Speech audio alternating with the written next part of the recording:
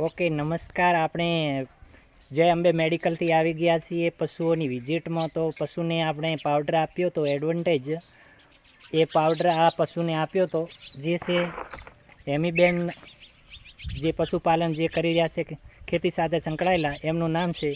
અને એ પાવડર કેટલો સારો હતો અને તાત્કાલિક એ પાવડરનું સારું રિઝલ્ટ છે કે નહીં કહેવા માંગીએ. ભાભી, કેટલો પાવડર સારો હતો તમે આ પશુને? અડધો નતો સારો. 5 કિલોના પેકેટમાંથી લગભગ 2.5-3 કિલો પાવડર સારો હતો. આ પશુ ગરમીમાં આવી ગયું અને પશુ કમ્પ્લીટ સહી સલામત રીતે એનો ખર્ચો પણ અમને પાલવે એવું તમે સંતોષ છો? આ બીજા પશુપાલનોને શું કહેવા માગો છો આ પશુ વિશે, કે હર પશુપાલનને આ પાવડર સારવો જોઈએ? ના, સારો છે હે તો એમ કહેવા મુજબ સારું રિઝલ્ટ હે? સારો રિઝલ્ટ.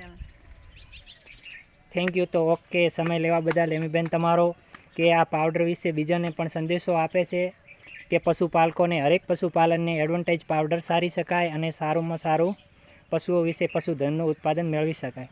Thank you.